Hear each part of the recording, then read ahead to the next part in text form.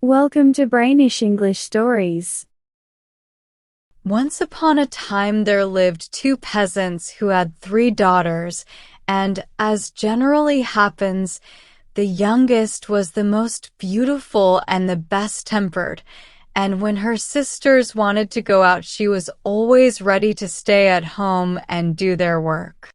Years passed quickly with the whole family, and one day the parents suddenly perceived that all 3 girls were grown up and that very soon they would be thinking of marriage.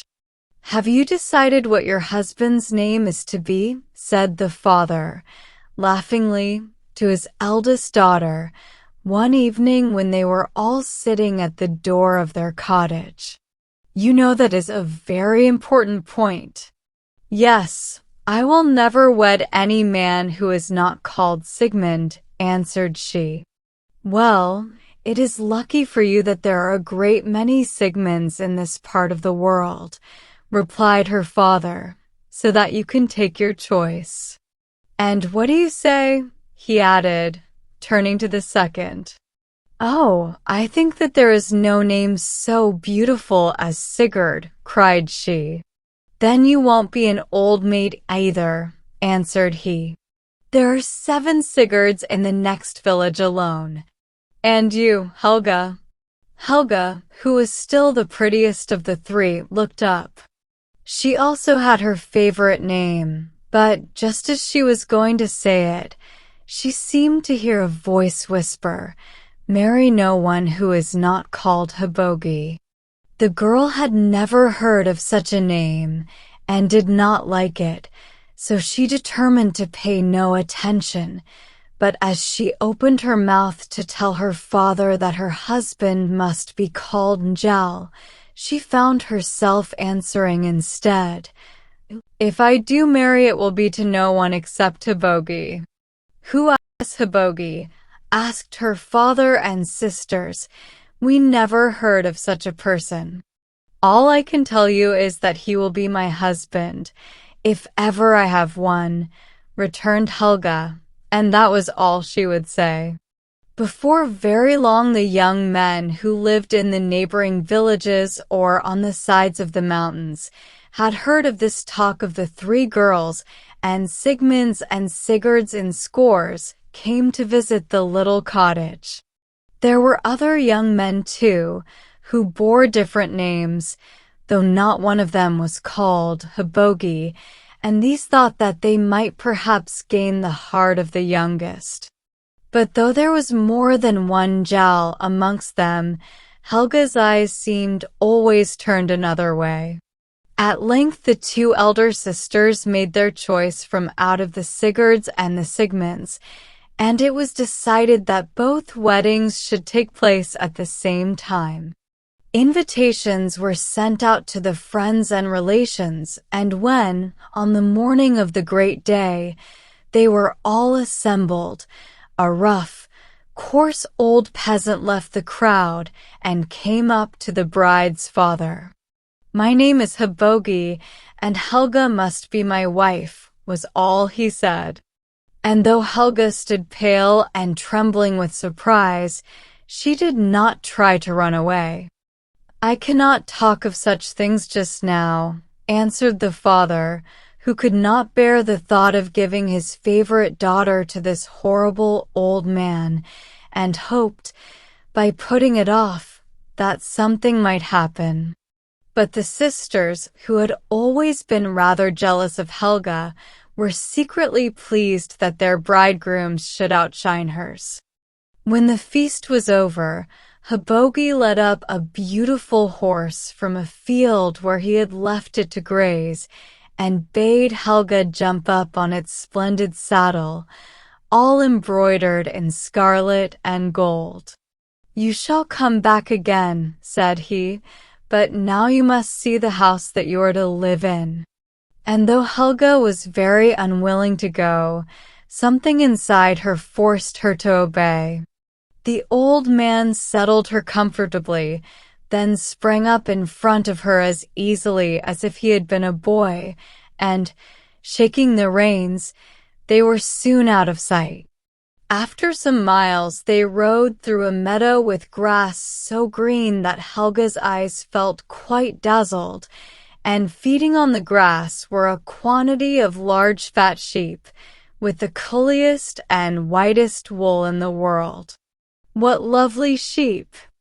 Whose are they?" cried Helga. "Your Habogi's," answered he. "All that you see belongs to him. But the finest sheep in the whole herd, which has little golden bells hanging between its horns, you shall have for yourself." This pleased Helga very much, for she had never had anything of her own, and she smiled quite happily as she thanked Habogi for his present. They soon left the sheep behind them and entered a large field with a river running through it, where a number of beautiful gray cows were standing by a gate waiting for a milkmaid to come and milk them. "Oh, what lovely cows!" cried Helga again. "I am sure their milk must be sweeter than any other cows. How I should like to have some. I wonder to whom they belong." "To your Habogi," replied he, "and someday you shall have as much milk as you like. But we cannot stop now. Do you see that big gray one with the silver bells between her horns? That is to be yours, and you can have her milked every morning the moment you wake." And Helga's eyes shone, and though she did not say anything, she thought that she would learn to milk the cow herself. A mile further on they came to a wide common with short, springy turf, where horses of all colors, with skins of satin, were kicking up their heels in play. The sight of them so delighted Helga that she nearly sprang from her saddle with a shriek of joy. "Whose are they?" "Oh! Whose are they?" she asked. "How happy any man must be who is the master of such lovely creatures." "They are your Habogi's," replied he, "and the one which you think the most beautiful of all you shall have for yourself, and learn to ride him." At this Helga quite forgot the sheep and the cow. "A horse of my own," said she. "Oh, stop one moment, and let me see which I will choose. The white one? No. The chestnut? No. I think, after all, I like the coal-black one best, with the little white star on his forehead." "Oh, do stop, just for a minute." But Habogi would not stop or listen. "When you are married, you will have plenty of time to choose one," was all he answered, and they rode on 2 or 3 miles further. At length Habogi drew rein before a small house, very ugly and mean-looking, and that seemed on the point of tumbling to pieces. "This is my house, and is to be yours," said Habogi, as he jumped down and held out his arms to lift Helga from the horse. The girl's heart sank a little, as she thought that the man who possessed such wonderful sheep and cows and horses might have built himself a prettier place to live in, but she did not say so. And, taking her arm, he led her up the steps. But when she got inside, she stood quite bewildered at the beauty of all around her. None of her friends owned such things, not even the miller, who was the richest man she knew. There were carpets everywhere, thick and soft, and of deep rich colors, and the cushions were of silk, and made you sleepy even to look at them, and curious little figures in china were scattered about. Helga felt as if it would take her all her life to see everything properly, and it only seemed a second since she had entered the house, when Habogi came up to her.